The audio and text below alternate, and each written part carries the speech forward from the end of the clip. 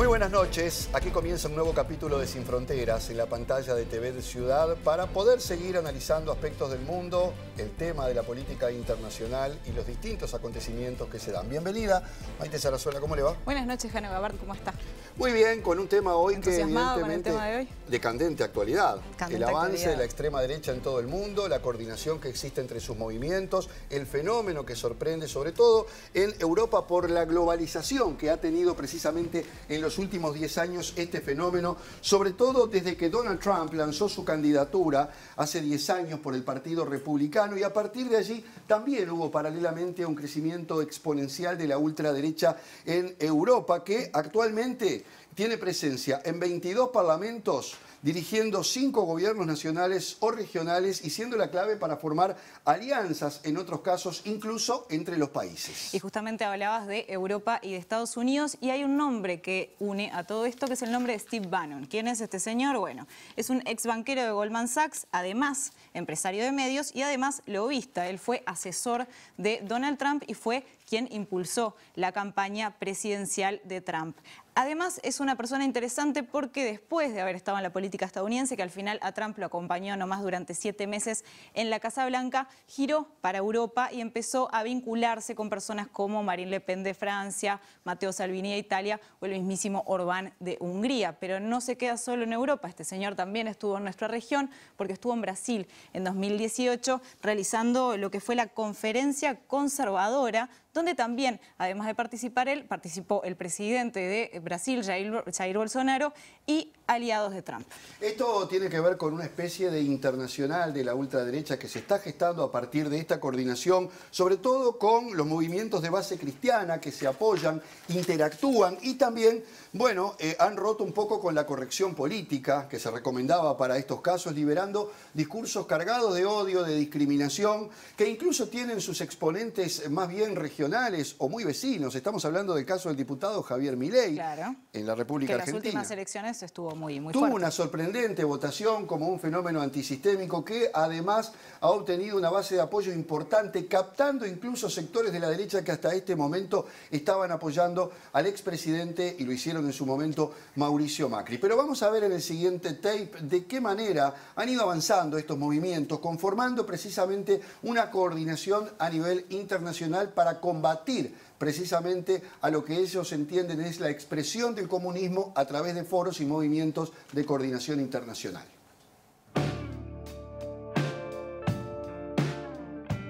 La decisión de forjar alianzas entre las ultraderechas y los nacionalistas radicales se va materializando poco a poco en contraposición a las redes históricas y públicas que tejieron las izquierdas desde la revolución bolchevique en 1917 en Rusia. El último paso lo dio el partido Vox de España, cuyo líder Santiago Abascal puso a circular esta semana la Carta de Madrid, que propone una liga conservadora para frenar al comunismo. La iniciativa ya reunió 8.000 firmas y propone crear una estructura permanente y un plan de acción anual bajo el nombre Foro Madrid para contrarrestar al Foro de San Pablo o al Grupo de Puebla a nivel regional y a la Internacional Progresista a escala global. Los principales vínculos de Abascal en Latinoamérica se dan con la familia Bolsonaro en Brasil, con Keiko Fujimori en Perú, Andrés Pastrana en Colombia y Juan Guaidó en Venezuela. Entre los adherentes a la Carta y el Foro de Madrid hay dirigentes de toda la región, incluyendo 2 de Uruguay. Pedro Isern, director ejecutivo de Sescos, un think tank del pensamiento liberal, y el diputado del Partido Nacional, Pablo Viana.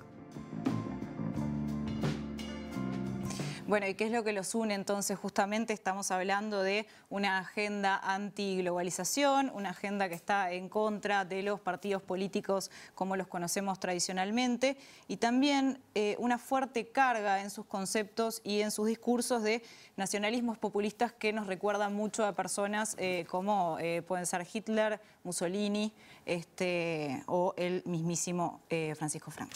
Claro, y para entender un poco más la evolución de estos movimientos, sobre todo en Europa, en países tan emblemáticos o en dictadores tan emblemáticos como los que decía Maite, donde hasta este momento era casi imposible pensar en su reivindicación, tomamos contacto con Sergio Pascual, analista del Centro Latinoamericano de Geopolítica y exdiputado y fundador de Podemos en España, precisamente para preguntarle por qué se da este fenómeno de avance de la ultraderecha en estos tiempos, particularmente en Europa.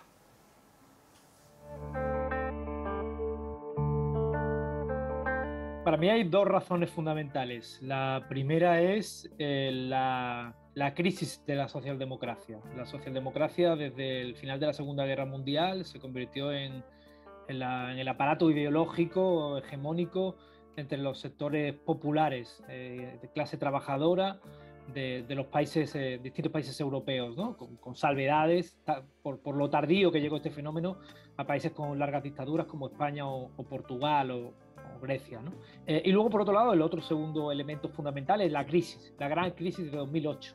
La gran crisis de 2008 destruyó el contrato social europeo, ese contrato social europeo según el cual los hijos iban a vivir mejor que sus padres, según el cual si tú estudiabas ibas a tener una carrera e ibas a poder trabajar de eso para lo que estudiabas, consiguiendo cumplir tus metas y anhelos, ¿no? Aquello saltó por los aires en 2008 con la crisis, dejando un sustrato de indignación y de desaliento entre las mayorías sociales, que propició que una ideología agresiva que daba soluciones fáciles y que conectaba con ellos y con esos anhelos y esas indignaciones, pues triunfara, ¿no? O triunfara parcialmente, porque hay que decir que la ultraderecha ha triunfado parcialmente en Europa, ¿no? Bueno, y también le preguntamos a Pascual por qué las ultraderechas vienen creciendo en ciertos países que son considerados emblemáticos por su historia, ¿no? Yo recién mencionaba a Hitler, a Mussolini y a Franco, y bueno, países donde ha crecido bastante la ultraderecha ha sido justamente en Alemania, en Italia y España, así que bueno, escuchamos lo que nos decía.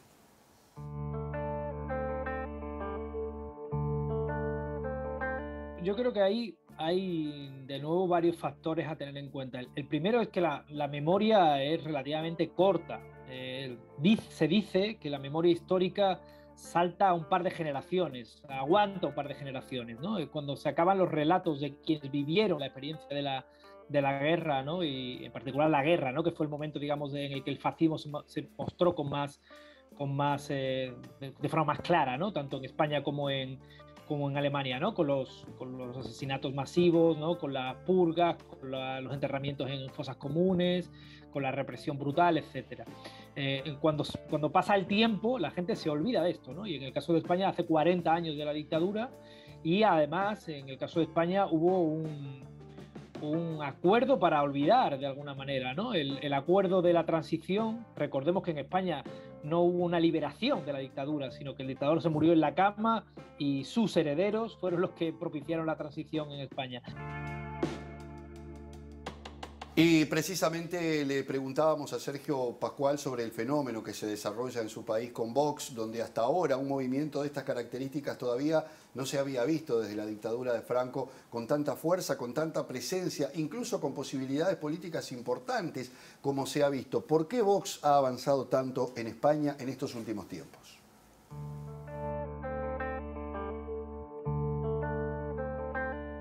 Desde que terminó la dictadura y hasta ahora ha existido un porcentaje no menor de nostálgicos de la dictadura. Ponte un 10% aproximadamente, ¿no? 1 de cada 10 votantes. Esos votantes estaban a gusto en el Partido Popular. El Partido Popular incluía a la extrema derecha. Y de hecho el anhelo del Partido Popular hoy día es volver a recoger ese voto de la extrema derecha. Por eso se gira hacia la extrema derecha en sus discursos. ¿Qué sucede? Que el Partido Popular tiene una crisis brutal de legitimidad por culpa de la corrupción, ¿no? El Partido Popular ha llegado a ser tildado de organización criminal por los jueces españoles, que lo han identificado como organización criminal. Sus máximos dirigentes han pasado por el banquillo de los acusados, o al menos por el de los testigos, y muchos de ellos están en la cárcel. El autor del milagro económico, Rodrigo Rato, acabó entre rejas, ¿no? El superministro de Economía del Partido Popular, ¿no? O sea, la corrupción lo preñó todo en el Partido Popular, y eso permitió que una expresión de derechas se apareciera como alternativa al Partido Popular. Y además lo hizo en ese momento como le decía, ¿no? En ese momento de crisis también sistémica, en el que una parte de las clases populares necesitaba algo a lo que anclarse. El discurso fácil, xenófobo fundamentalmente y homófobo, encontró espacio para expresarse fuera del Partido Popular, ¿no?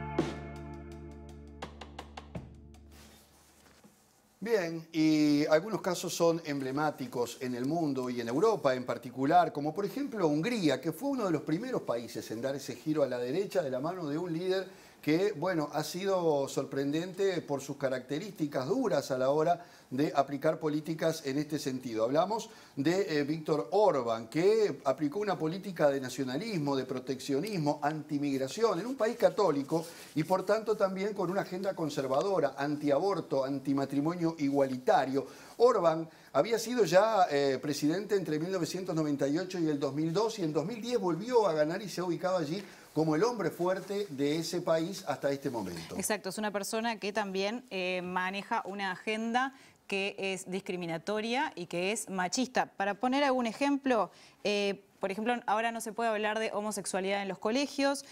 También eliminó un artículo de la Constitución que buscaba equiparar salarios entre varones y mujeres. Bueno, eso para poner algunos ejemplos de las medidas que ha tomado él, que también ha ido contra los trabajadores. Así que es una persona por demás polémica. Bueno, y en Hungría a nivel electoral, como ha ocurrido en otros países en su momento, pasó con Francia, por ejemplo, los partidos de oposición, 6 partidos que van desde todo el espectro político, se han puesto de acuerdo para tratar de quitar a Orbán del poder y cambiar esta situación que se plantea y que pone a Hungría hoy en un lugar bastante complejo a nivel de la Unión Europea con sus políticas, digamos, a nivel regional o de la propia Unión. Y bueno, para seguir adentrándonos en lo que es este mundo de las nuevas derechas, vamos a hablar con Pablo Stefanoni. Pablo Stefanoni es jefe de redacción de Nueva Sociedad, doctor en historia y autor de un muy buen libro que les recomiendo que se llama La rebeldía se volvió de derecha, así con signos de pregunta. Así que buenas noches, Pablo, muchas gracias por acompañarnos. Hola, ¿qué tal? Buenas noches, muchas gracias por la invitación. Pablo, cuando arrancás en tu libro, vos decís que la izquierda progresista se distanció en gran medida de una imagen histórica que mantenía de rebeldía, de desobediencia, de transgresión también, y que bueno, parte de este terreno lo viene ganando la derecha. ¿Estas derechas están capitalizando mejor el enojo de la gente o cómo es que funciona esto que tú planteás? Sí, creo que, como decía antes Sergio Pascual, hay una crisis de la socialdemocracia. Yo creo que hay una crisis del progresismo en términos de poder transformar. El progresismo sigue ganando elecciones y va a seguir ganando, y de hecho las extremas derechas tienen dificultades para ganar elecciones en todos estos países de Europa, salvo los de Europa del Este, con particularidades. No gana la extrema derecha, pero sí va generando agenda, ¿no? Y me parece que hay como un tipo de indignación que es diferente a lo que llamamos los movimientos de indignados, que favorece un tipo, llamémosle, de rebeldía de derecha, digamos, conecta con una situación donde la crítica ya no está tan asociada a una idea de emancipación como ocurría con los movimientos indignados, llamémosle más a la izquierda, sino muchas veces con teorías conspirativas, con retroutopías, o sea, buscar en el pasado y ya no en el futuro las imágenes de cómo debería ser el país, ¿no? Y así vemos como el caso de Trump y demás, con la idea de volver a unos Estados Unidos más blancos, por ejemplo, y una situación de crisis en la cual el progresismo no parece ofrecer por lo menos soluciones, estas derechas quizá tampoco, pero quizás de manera más demagógica plantea algunos ejes como la política anti-inmigración, el antiglobalismo, cosas, la recuperación de, por ejemplo, en el caso de Marine Le Pen, de la producción local. Hay muchas cosas que dicen que tienen que ver también con, bueno, poner de relieve esas desigualdades, pero conectados con posiciones más bien reaccionarias en el plano de su horizonte político, ¿no? Pablo, en el libro decís que la gente está enojada y es común ver muchas veces a lo largo y ancho del mundo protestas, movilizaciones por distintos motivos sociales, políticas. Ahora además podríamos sumar todo el fenómeno que ha generado la pandemia, los movimientos antivacunas. Bueno, tú hablabas recién un poco de cuáles son las cuestiones que le sirven a la ultraderecha para captar, pero ¿usan una estrategia determinada para aprovechar esa indignación y esa falta de solución de los problemas de la gente para entonces llevarlos al otro extremo?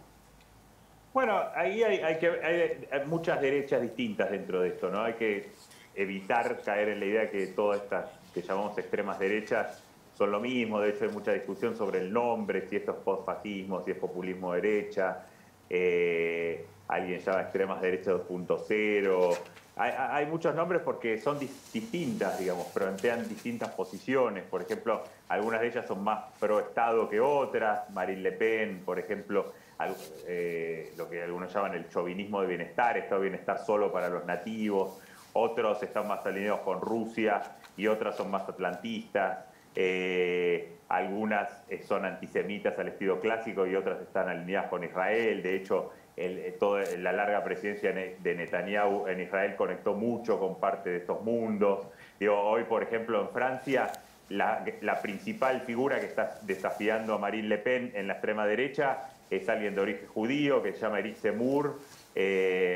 Y eso va complejizando mucho, ¿no? Las derechas del norte de Europa incluso usan el discurso de la laicidad y de la defensa de los grupos LGBT contra los musulmanes. Entonces hay mucha complejidad en esto, pero lo que se ve claramente es que, bueno, de acuerdo a cada país, emergen liderazgos que conectan de algún modo con los de abajo, con esos enojos, y en un momento en que el progresismo en muchos casos se desconectó, ¿no?, de esos sectores de clase trabajadora que no ven un horizonte futuro, y entonces incluso en barrios o zonas que antes votaban a la izquierda, ahora votan a la derecha como una forma de cuestionar el sistema. Después puedo discutir si eso cuestiona o no de verdad al sistema, pero aparecen con un discurso muchas veces que aparece como más combativo que el discurso del progresismo, que muchas veces se refugia en cuestiones más culturales, se aleja de las reivindicaciones materiales, y entonces, bueno, se va dando esta sensación en la cual emerge hoy más indignación, digamos, por derecha en las calles que por izquierda, después del ciclo de los indignados. Podemos hablar de un ciclo de post-indignación, ¿no? Si miramos lo que pasaba en España cuando nació Podemos, o los movimientos antiglobalización. Hoy la antiglobalización es mucho más de derecha que de izquierda, como se vio en el Brexit, ¿no? Pablo, hablabas, por ejemplo, de las comunidades LGBTI. En el libro mencionás, por ejemplo, un acercamiento que hubo de Marine Le Pen. Si no me equivoco, también en alguna parte, corregime cualquier cosa, hablas de los econazis.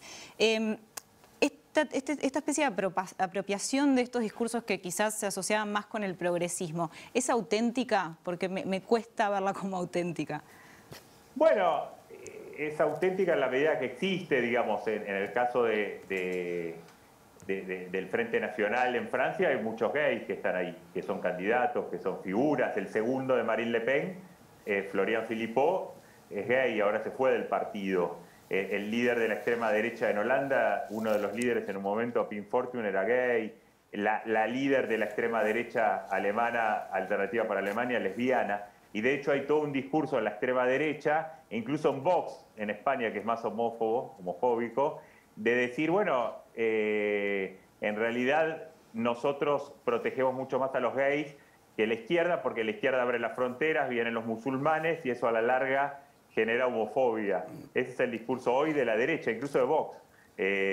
Vox hoy juega con eso. En algunos casos es más genuino, digamos eso, en otros menos, pero lo que a mí me interesaba enmarcar era cómo las cosas se pueden articular con otras, y la defensa del discurso, por ejemplo, la defensa de las minorías sexuales, también se pueden articular en una lógica que algunos llaman homonacionalismo, con posición extrema derecha contra la inmigración, sobre todo contra la inmigración musulmana. Y así, bueno, lo del ecofascismo responde a una tradición. El nazismo en Alemania tuvo un ala verde, ¿no? Y hay algunos derechas hoy que están planteando, por ejemplo, volviendo a Marine Le Pen, la defensa de la ecología en una clave más reaccionaria, ¿no? La producción local y cosas que también se podrían defender desde el progresismo, pero asociada a una posición anticosmopolita, en muchos casos antisemita, anti-inmigración, la idea que solo defiende en realidad el territorio el que está arraigado ahí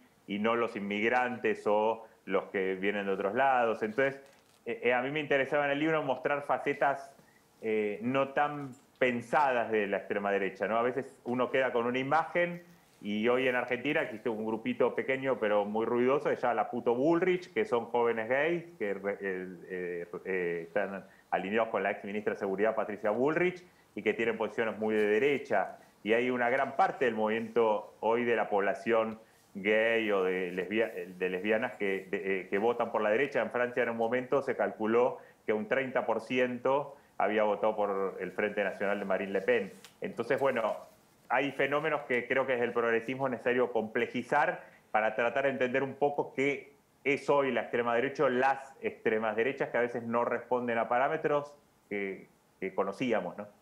Pablo, brevemente y para terminar, ¿podemos hablar de nacionalismo asociado directamente a la derecha, estrictamente en todos los casos? Y lo otro que te quiero preguntar es qué rol tienen hoy en día las redes sociales en la difusión de toda esta ideología o por lo menos del nexo que existe entre los distintos grupos y movimientos. Bueno, en general hay sí, digamos, con diferencias hay un tipo de nacionalismo reaccionario como sustrato de muchas de esas derechas, por eso vuelve difícil muchas veces armar internacionales de derechas de este tipo. No es que no haya conexiones, pero a veces también hay choques ahí.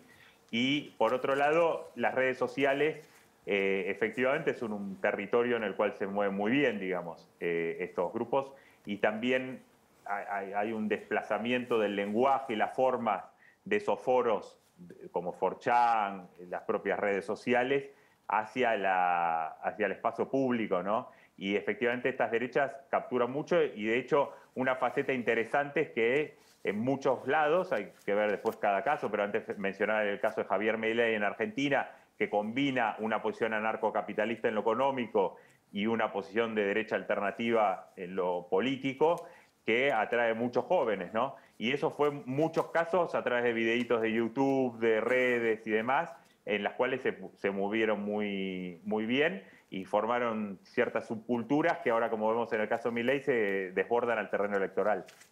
Pablo, ahora sí para terminar, me pareció muy interesante el concepto de futuro que vos planteás en tu libro. ¿Podés comentarnos un poco por qué es importante en este tema hablar del futuro y de la concepción que tenemos al respecto? Bueno, a mí me interesaba plantearlo porque en un momento me parece que el futuro dejó de ser el territorio de la utopía, ¿no? La izquierda, como decía Marx, saca la revolución, saca la poesía del futuro, no del pasado, ¿no? Hoy la idea de futuro es muy negativa, ¿no? Nadie cree que el futuro va a ser mejor, poca gente cree que el futuro va a ser mejor, y me parece que en ese terreno de imágenes muy distópicas del futuro, sea por el cambio climático, por la inmigración, por la automatización, por lo que fuere, me parece que esa cancelación de la idea de un futuro mejor que el presente o mejor que el pasado, me parece que es un territorio en el que se mueven muy bien estas derechas que separaron la crítica de la idea de emancipación, que era algo tradicional en el progresismo de la izquierda. Y me parece que recuperar esa idea de futuro bastante fundamental para poder dar un combate en serio a esta deriva reaccionaria en muchos países. Pablo Stefanoni, muchísimas gracias por acompañarnos esta noche en Sin Fronteras. No, por favor, muchísimas gracias a ustedes. Hasta la próxima. Bien, y cerramos aquí este primer capítulo de Sin Fronteras con todos estos datos, con toda esta información para meternos de lleno luego con nuestro analista Álvaro Padrón para tratar de seguir entendiendo este fenómeno global que es el avance de la ultraderecha en todo el mundo. Ya volvemos.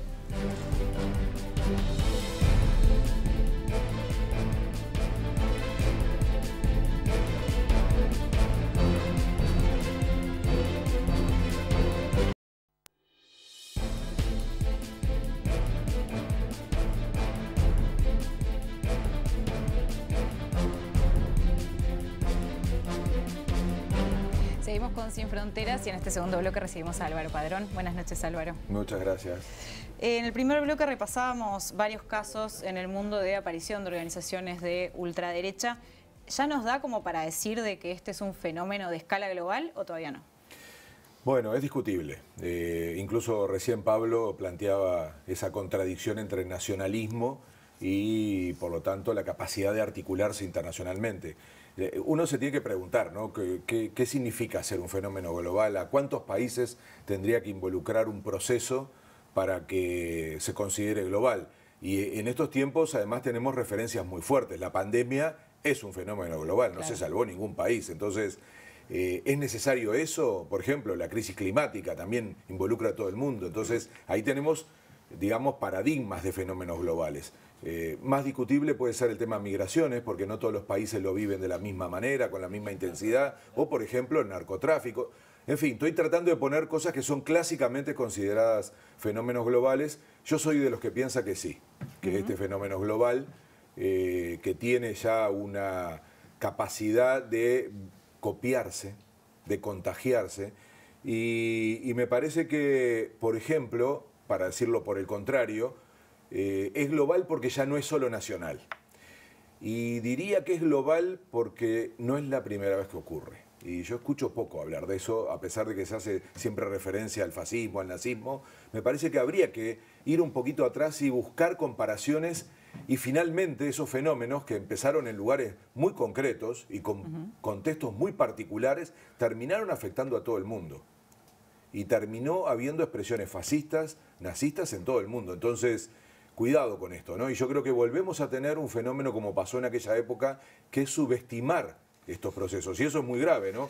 Yo creo que quizá de todas las tendencias esa es la más preocupante. ¿Cómo estamos? Por suerte, ya ven, lo estamos tratando en este programa, es porque intentamos poner foco, poner luz frente a eso. Y están apareciendo libros y demás. Yo creo que hay que hacer un esfuerzo por mirar la película y no solo la foto. Y sobre todo mirar el contexto para compararlo con esa historia, que finalmente terminó siendo global. 4 claves, y es muy interesante, Pascual trataba de ubicarlas, ¿no? Crisis, y vaya si tenemos crisis en este momento en el mundo, miedo, incertidumbre, eso que también Pablo hablaba, ¿no? Del el miedo al futuro, odio también. Y desinformación, que tú lo relacionabas al papel de las redes. Claro, la fake news. Parece que estamos hiperinformados, pero no. Hay una enorme capacidad de desinformar con estos sistemas de información. Por eso se ponen tan en el centro las discusiones, por ejemplo, de las noticias falsas. Por eso fue cuestionado Trump y hoy es cuestionado Bolsonaro también, por esa misma lógica. Entonces, estas 4 claves del contexto que en aquella época trajo una globalización de la ultraderecha, yo creo que están presentes, y en la síntesis de eso yo le llamo crisis de la democracia, que también escucho hablar poco de eso.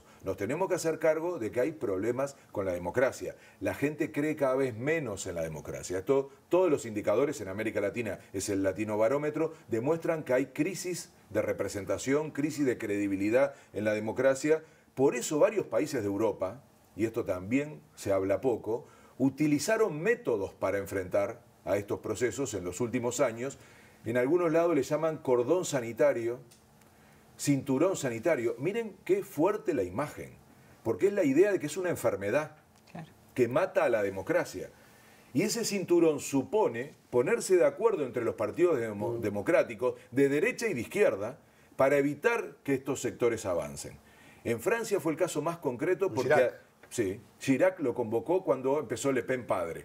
Él que decía: a ver, a este hombre hay que pararlo, a esta expresión hay que pararla. Claro, Francia, Alemania vivieron con, bueno, millones de muertos, ¿no? Ahí sí que es duro imaginar, por más que la memoria parezca corta. La memoria histórica de la que tanto se habla. Como decía Pascual, claro, pero todavía existe esa gente, todavía vive. Entonces, es duro creer que les resulte tan natural que vuelvan a aparecer. Entonces, la idea del cinturón sanitario, que a nosotros nos resulta tremendo, ¿no? Una cosa como diciendo, epa, ¿cómo esto en democracia? Tratar de evitar que estos sectores... Pero ellos lo vivieron con mucha intensidad. Entonces, pero está en la discusión de si es efectivo. Entonces, ¿qué hizo Chirac en ese momento? Dijo, bueno, primero que no puedan entrar a la política. Entraron. Después dijo, nos juntamos todos contra ellos. Y no lo lograron. En Alemania funcionó un poco más, porque, por ejemplo, para que ustedes piensen en el programa que hicimos sobre Alemania, no es así que los cálculos no dan para que se sumen a ellos. Directamente nadie quiere negociar con ellos. Claro, entonces ahora cuando se hablaba de la coalición, se hablaba expresamente de que la alternativa por Alemania, o mejor dicho, nadie iba a hacer acuerdo con la alternativa por Alemania, por más que tenía un 10% de los votos. Exacto, son actores relevantes en términos de porcentaje de votación, pero todo el mundo dice no, apliquemos el cinturón sanitario, no entran en ninguna hipótesis, cosa distinta de lo que pasó en España, que al principio se dijo lo mismo, pero finalmente el PP terminó haciendo alianza. Ahora, vos decías algo que nos demuestra que no hemos aprendido nada de la historia. Vamos a los ejemplos más recientes. Todo el mundo decía que se reía de Donald Trump porque era un loco, porque era un empresario, un fanático, que no iba a llegar a la presidencia de Estados Unidos. Algo similar, pero con otras características, pasó con Bolsonaro. Cuando los nazis aparecieron en Alemania, también se reían de ellos porque eran unos locos que gritaban en una cervecería y nadie prestó atención a verdaderamente lo que se avecinaba, que también aprovecharon un momento de crisis del pueblo alemán, golpeado por la Primera Guerra Mundial, con un tratado que los exponía prácticamente que a la pobreza absoluta, y allí fue donde fueron a brevar de esas aguas precisamente para adquirir poder. Lo cuenta Günter Grass en su obra cuando dice que la abuela en la República de Weimar decía, algo tiene que pasar, no importaba que fuera lo que tenía que pasar, y pasó. Sí, sí, por eso yo traía la referencia de los contextos que en ese momento dieron pie a eso. Y hay una gran equivocación, pensar que son unos pocos locos. Estamos hablando de millones de votos. Cuando se descalificaba a Trump, incluso en la segunda elección, que votó mejor que la anterior. Sí, que le fue, no ganó, pero le fue bastante bien. 70 millones de votos. O sea, ¿qué hay? ¿70 millones de locos? ¿70 millones de personas equivocadas? Con algo conectan. Por eso se puede usar la palabra populismo. Yo también digo la palabra popular. Son populares. Tienen millones de votos en el mundo. Y este yo creo que es el asunto que interpela más al sistema político, porque no se trata de golpes de Estado, de ultraderechas que utilizan mecanismos, por ejemplo, militares, algo que nosotros en América Latina asociamos mucho a esta idea, ¿no? De la ultraderecha, del golpe de Estado, de dictaduras militares. Acá estamos hablando de elecciones, de estas ofertas políticas que terminan teniendo un impacto muy fuerte en términos electorales y en convencer a la población de que, un poco Pablo lo decía, ¿no? De haber recuperado electorados que incluso van siendo perdidos por la derecha de centro, digamos, por la derecha democrática y por sectores de izquierda que tenían una fuerte conexión con sectores sobre todo populares. Entonces, cuidado con la subestimación y cuidado con la idea de decir, como dijeron en aquella época, Jano, son unos pocos locos en pocos países y con argumentos absolutamente impresentables. Y aparte, quizás también sería interesante preguntarte si es que están coordinados, ¿no? Porque hablábamos, por ejemplo, de Bannon, que se fue de Estados Unidos a Europa, que estuvo en Brasil, a Alemania también en Brasil. ¿Cuáles son las conexiones de estos grupos, de estas organizaciones? Sí, yo ahí discrepo un poco con Pablo, ¿no? Porque es verdad que el discurso nacionalista les produce un cierto ruido, pero yo creo que lo superan rápido, ¿eh? Porque como todo el resto de la agenda, que es enorme, porque han construido un relato, y con ese relato sí se ponen de acuerdo. Y yo creo que estamos frente a una articulación internacional, por eso digo que es un fenómeno global, porque empieza a ser capaz de referirse en otros países, y en épocas de mucha mayor comunicación que en aquella. Claro, que generan en la lazos, ¿no? Se apoyan. lazos, se reúnen, claro. Se reúnen y tienen algo que todavía se ha investigado poco, que es una capacidad de articularse con sectores económicos. Y esto hay que estudiarlo bien, porque entonces uno empieza a entender qué base social tienen. Porque si bien le hablan a los sectores pobres y hablan en contra de las élites, están muy relacionados con las élites económicas. El caso de Trump es paradigmático. El caso de Bolsonaro tiene que ver con una fuertísima alianza con sectores del agronegocio. Entonces, hay intereses económicos detrás. Cuidado con esto. Ya nos comimos esa pastilla en las dictaduras de América Latina. Pasó con la Alemania nazi también, pero, que claro, tenía apoyo de Henry Ford y de sectores de Inglaterra. Pero por supuesto, siempre hay intereses económicos detrás de estos proyectos políticos. Y cuidado con luego no conectar esto, porque entonces siguen olímpicos esos proyectos económicos, cuando incluso se desplazan a los proyectos políticos. Le pasó a la dictadura y a los militares en Argentina, que terminaron diciendo, resulta que fuimos solo nosotros. ¿Cuándo van a ir a buscar a los que se llenaron de plata? Lo decían los militares, los que se llenaron de plata con nosotros en el gobierno. Entonces, acá hay también una articulación de sectores económicos. En el caso de Trump es obvia. En el caso de Bolsonaro, repito, tiene mucho que ver con el agronegocio y lo tratamos cuando hablamos de Brasil. Entonces, eso también le da un carácter global. Porque esos sectores económicos sí están articulados internacionalmente, son básicamente empresas transnacionales que entonces eligen a estas opciones políticas porque les favorece en su discurso y en sus negocios, aunque esta idea del nacionalismo parece ser una característica. Sin embargo, es muy relativo y sobre todo en el caso de América Latina. ¿Cómo impactan en la democracia y en el sistema político estos movimientos? Yo sé que en algunos países pueden tener mayor o menor incidencia. De hecho, hay algunos que son tomados como ejemplo. La Alternativa por Alemania, que sorprendió por ser un grupo de ultraderecha políticamente incorrecto en un país que tiene un pasado con una mochila muy grande.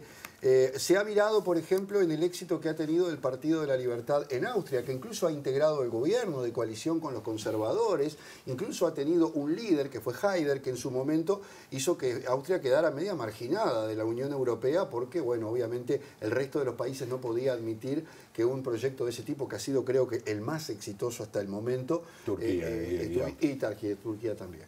Sí, me preguntabas el efecto en la democracia. Yo creo que la pone en riesgo. Yo creo que a pesar de que hay un discurso de que son democráticos, que juegan en el terreno de la democracia, lo hacen si les sirve. Y el mejor ejemplo es el de Trump y ahora el de Bolsonaro, que es muy peligroso porque tiene más tiempo para prepararse para eso. A Trump le vino muy encima, la pandemia lo liquidó, ¿no? Entonces, Trump no pudo exhibir toda su actitud antidemocrática en el proceso electoral, lo hizo al final. Es decir, su concepción de la democracia es: esto me sirve si yo gano. Si no gano, es fraude, no vale. Un poco como Trump también. Bueno, Trump, por eso, Bolsonaro, entonces van generando esos. la idea de que el sistema está mal y lo ponen en riesgo, sobre todo por la credibilidad de la gente. Generan que una parte de la población diga: nosotros no estamos de acuerdo con esto, nosotros no lo reconocemos. Bueno, el asalto al Capitolio es un ícono por muchos años para demostrar la profundidad de lo que está en crisis en términos de una de las democracias más estables del planeta, además con el símbolo de lo que es el Capitolio. En Brasil va a ser todo más crudo, y va a ser durísimo, las convocatorias a movilizaciones, a desconocer a los demás poderes, en fin. Entonces, hay una utilización de la democracia y yo creo que por lo tanto hay un enorme riesgo. Sí, lo de Capitolio, perdón Álvaro, Dale. No solamente que es increíble como imagen, sino puede pensar uno que en un país donde la policía por contestarle mal te da contra el piso y te pone esposas detrás, No pudo parar no pudo parar a una horda que entró a uno de los símbolos más importantes de la democracia de los Estados Unidos, se sentó en los sillones, se sacó fotos con los cuadros y prácticamente eso pasó a ser un hecho más de espectacular que las consecuencias que después tuvo. Totalmente, Jano, y eso demuestra la profundidad de la crisis y lo complejo de cómo afecta al sistema, y repito, en primer lugar a la democracia como sistema, luego al sistema político.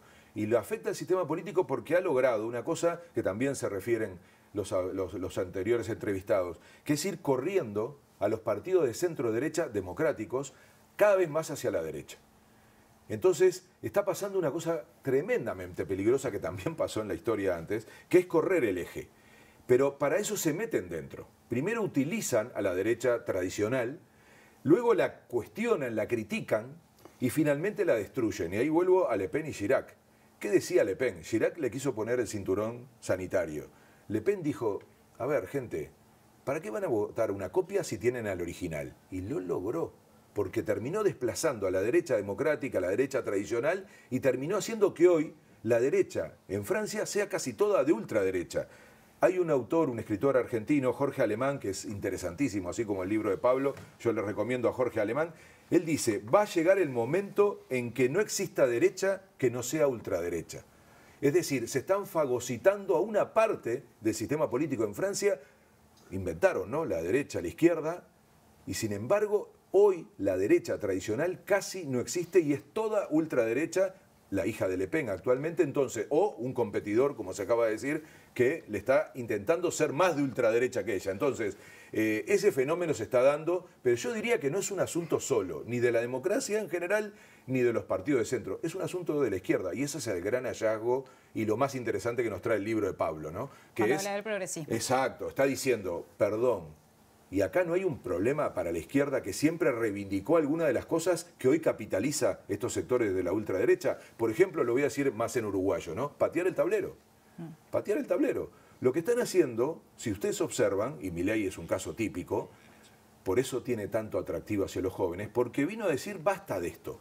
No importa muy bien basta de qué, pero dice basta de algo. Y cuando la gente dice, tiene razón, lo hizo Trump, ¿no? Trump terminó diciendo: hay que sacar a la élite. La élite era Hillary Clinton en ese Y siempre hay momento. como una espectacularización de todo, ¿no? Totalmente. Milei, que sacó una película que se puede ver en su canal de YouTube, Trump también. Sí, sí, digo. sí. Bueno, a propósito de Trump, y ya que lo menciona Maite, en estos últimos días se ha conocido todo un proyecto empresarial que tiene que ver con el mundo de las comunicaciones y en particular con un sitio web que tendría las mismas características que tienen algunas redes sociales de las más populares, ¿no? Quiere decir que también ahí se plantea todo un desafío de cómo esas herramientas van a pasar a ser de utilidad de todos estos proyectos. Hay una relación directa en la pregunta que le hacía Maite a Pablo, que no se pudo desarrollar, pero está mucho más estudiado.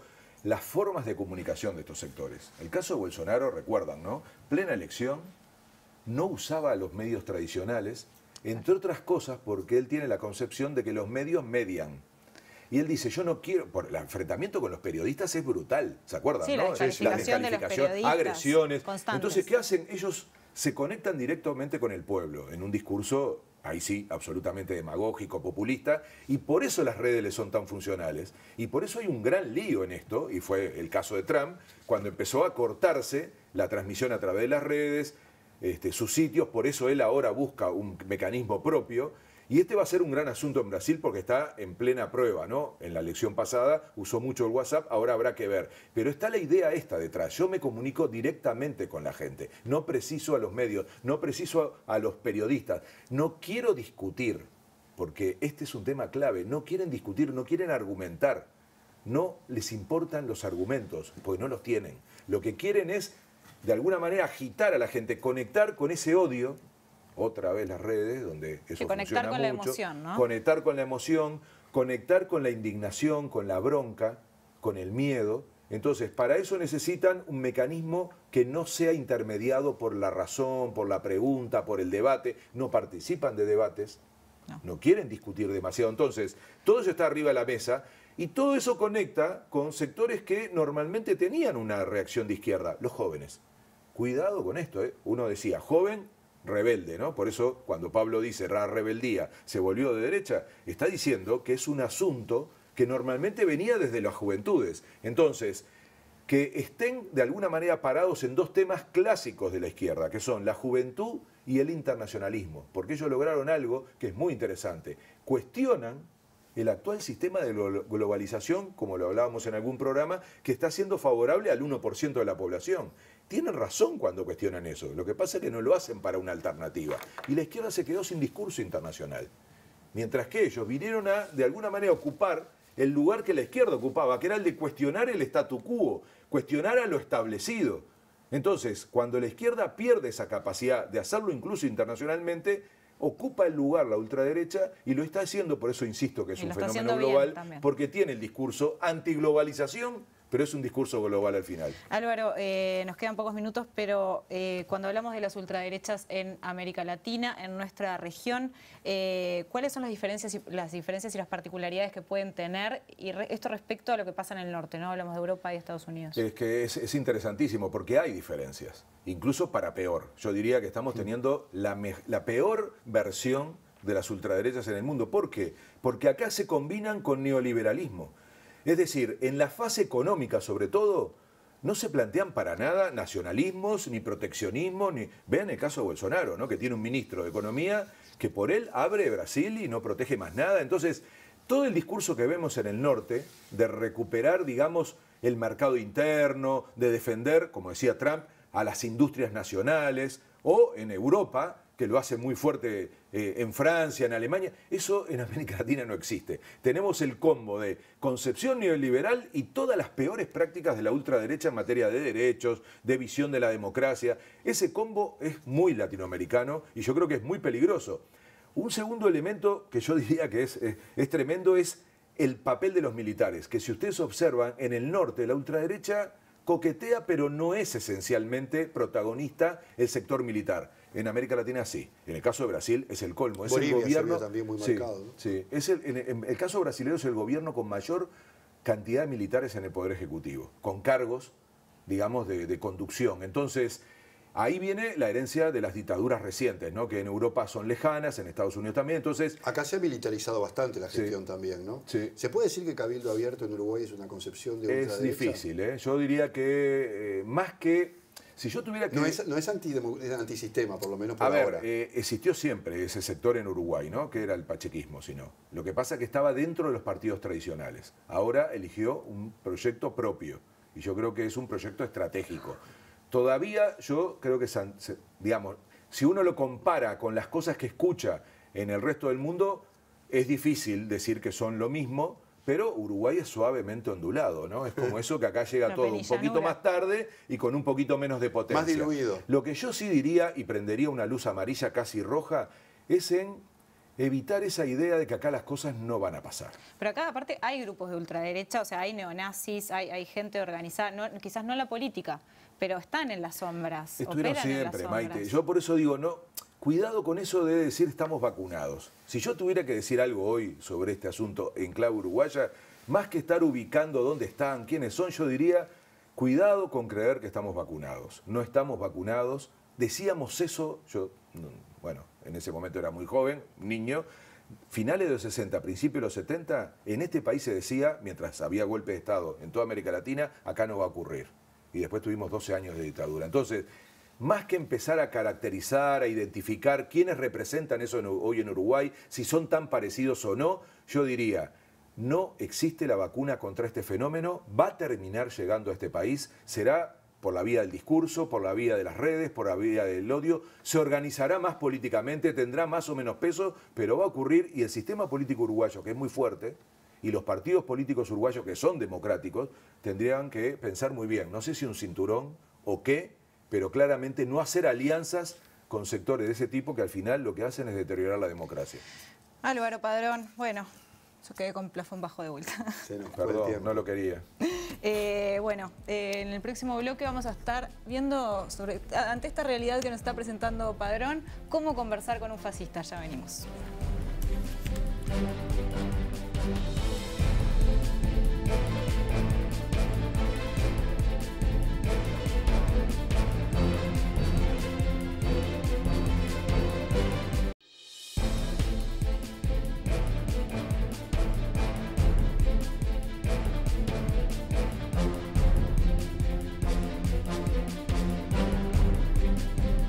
Bien, y en este último tramo vamos a tratar de entender lo individual de todo este fenómeno, de las personas que apoyan este tipo de iniciativa. Estamos en contacto con la filósofa brasileña Márcia Tiburi, que es autora del libro Cómo conversar con un fascista. Márcia, bienvenida. ¿Cómo se puede definir a un fascista? Tú señalás en el libro que a estas personas les falta la dimensión del otro, por ejemplo.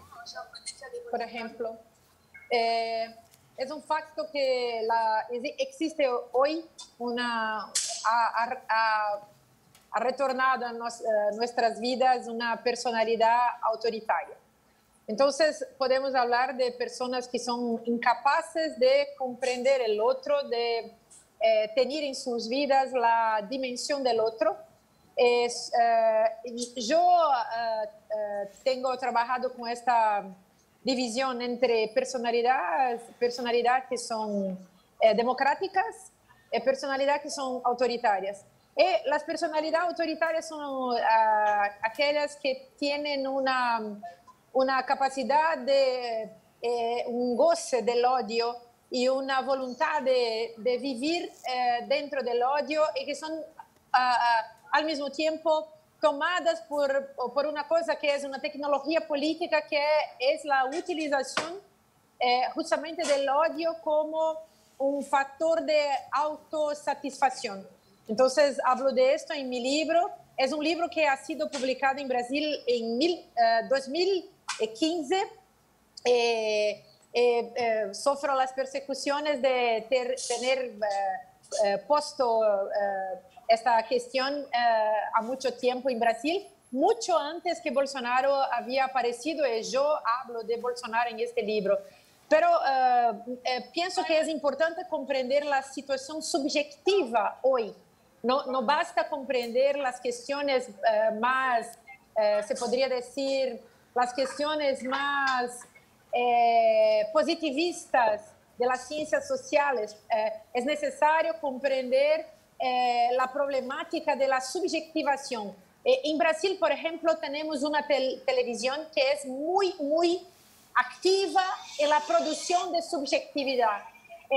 Esta producción de subjetividad evidentemente no es para la democracia, es para el autoritarismo, es para el odio. En Brasil, cuando hablamos de fascismo y autoritarismo y populismo, estamos hablando justamente de un mercado, no estamos hablando solo de ideologías, estamos hablando de mercado, estamos hablando de toda una industria y un mercado que tienen mucho mucho interés, mucho lucro con la producción diaria, cotidiana de desinformación y sobre todo del odio, que es el grande, es el gas, es el combustible que se utiliza hoy en todo el mundo para hacer transitar el pensamiento, esta ideología del vacío que es el fascismo.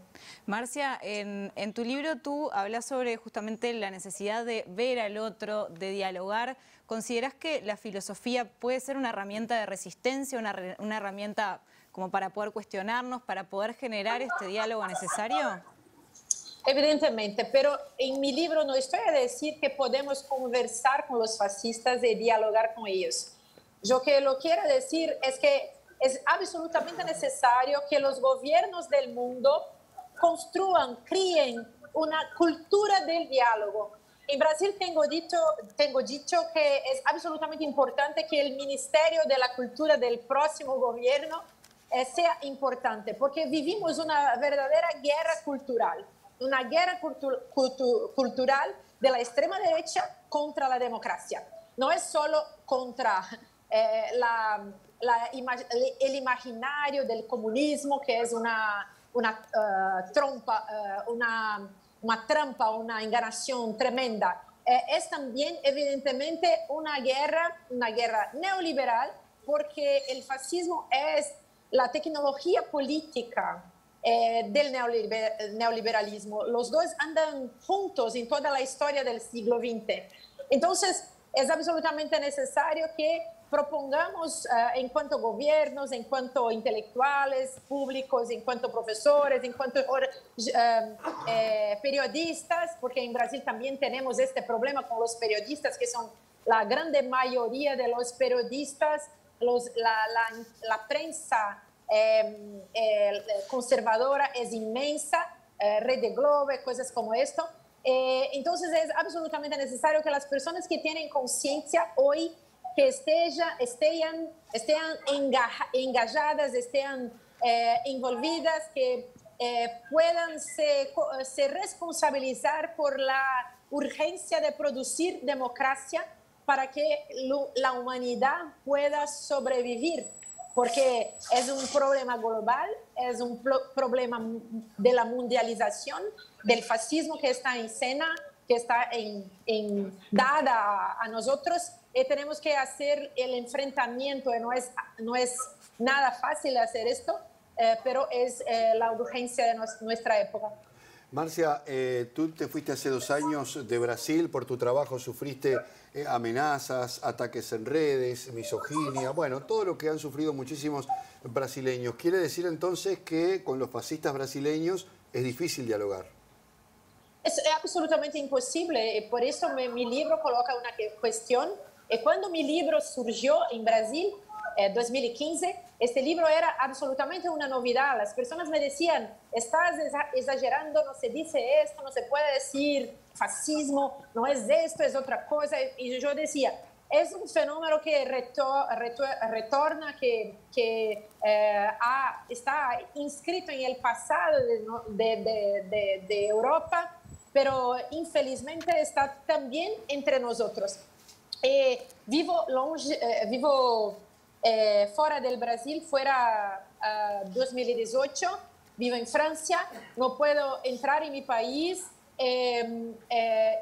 constantemente soy atacada, fueron hechas muchas noticias falsas, fake news, sobre todo una campaña de desinformación y de calumnia contra mí. El hijo, por ejemplo, se tienen una idea, existe el gabinete del odio. El hijo de Bolsonaro estaba distribuyendo las fake news contra mí a pocos días. A una semana hablaba de mí en las redes sociales pero ¿qué soy yo? Soy solo una profesora de filosofía. Pero la cuestión es, el grande enemigo del fascismo es el pensamiento reflexivo. Este es el grande enemigo del fascismo. Ahora, soy una profesora de filosofía, entonces me toman como la gran enemiga justamente porque yo los denuncié, porque yo todo el tiempo los confronté, porque todo el tiempo no tuvo el miedo que quieren que tengamos. Y no lo tengo, no quiero morir, por eso vivo fuera del Brasil, pero al mismo tiempo lucho, contribuyo y colaboro para la organización de la lucha en mi país. Marcia, te pido brevemente, porque ya estamos terminando, ¿cuál es el rol que cumplen los diferentes feminismos en esta resistencia también? Entonces, el feminismo es el completo contrario del fascismo. Entonces, nosotras que somos las mujeres que luchan, que están envolvidas con la producción de una conciencia y de un otro mundo posible, nosotras somos la revolución. En Brasil esto es absolutamente claro. Los fascistas han matado, asesinado a Marielle Franco y han prometido de matar, de asesinar todas las mujeres políticas. Manuela Dávila sufre mucho, yo misma he sufrido, Dilma Rousseff ha sufrido, todo que vosotros comprenden. Entonces, es evidentemente la lucha y la proposición de un otro mundo posible. Es esto que estamos a buscar, evidentemente derrotar el fascismo es derrotar el patriarcado y su lógica de estupro, de violencia, de destrucción de la naturaleza, de las florestas, de todos los biomas, de todo que existe y sobre todo de las mujeres y de la humanidad y de la vida en la tierra. Es esto que está en cuestión para nosotras. Marcia, muchísimas gracias por estos minutos, por compartir con nosotros. Gracias, muchas gracias. Bien, y nosotros llegamos al final, de este programa. programa. Nos vamos. ¿Qué se viene el próximo? El próximo domingo. ¿Misterio? ¿Críptico? ¿Misterio o no sé? ¿A usted le gustan los calamares? Veremos en el próximo programa de Sin Fronteras. Hasta el domingo.